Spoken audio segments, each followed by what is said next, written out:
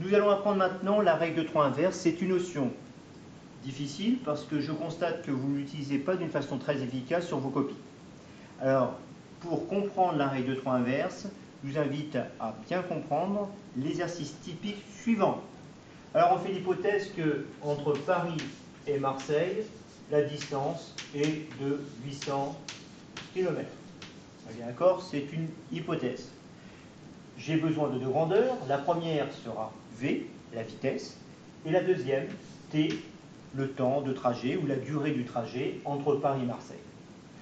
Je trace ma ligne verticale qui me sépare les deux variables ou les deux grandeurs entières, d'une certaine façon, et ma valeur initiale sera 100 km à l'heure entre Paris et Marseille.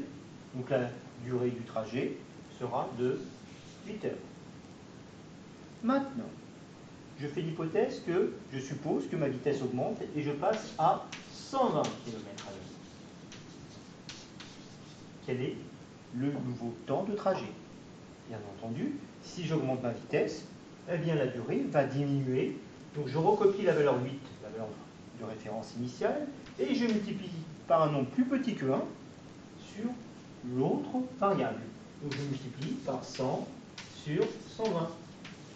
Donc ça me fait 80 sur 12 heures. Bon, je vous laisse la calculatrice pour obtenir le résultat exact.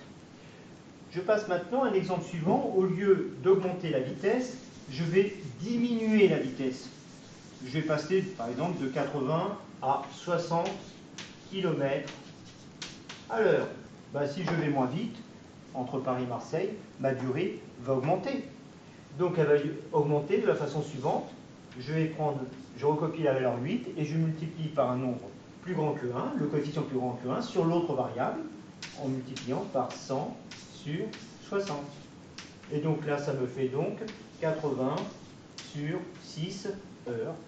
Je vous laisse le soin d'utiliser la calculatrice pour avoir le résultat exact. Autre exemple, maintenant sur la durée du trajet. Au lieu d'avoir 8 heures, je vous propose par exemple comme trajet 10 heures. Par exemple. Alors, si ma durée du trajet est plus importante, c'est que ma vitesse a diminué. Donc je recopie la valeur 100 que je multiplie par un nombre plus petit que 1 sur l'autre variable, multiplie par 8 sur 10. Et ça me fait donc 80 km à l'heure. Maintenant, au lieu d'augmenter ma durée, je vais la diminuer. Donc je vais la diminuer, je passe de 8 à 6 heures. Quelle est la nouvelle vitesse correspondante? Donc si je diminue la durée, j'augmente donc la vitesse en multipliant 100 par un coefficient plus grand que 1 sur l'autre variable. 8 sur 6, ça me fait donc 800 sur 6 km à l'heure. En utilisant la calculatrice, on obtient un résultat exact. Voilà, vous avez compris la règle de 3 inverse. Vous avez compris précédemment la règle de 3. Je vous rappelle la méthode, l'approche. Il faut bien lire l'énoncé. Quand une variable augmente, la première par exemple, et la deuxième variable augmente en même temps, on est dans le cadre de la règle de 3. Si la première diminue et la deuxième diminue, on est encore dans la règle de 3. Maintenant, si la première augmente et la deuxième diminue, nous sommes cette fois-ci dans la règle de 3 inverse. Si la première diminue et la deuxième augmente, on est dans le cadre encore de la règle de 3 inverse.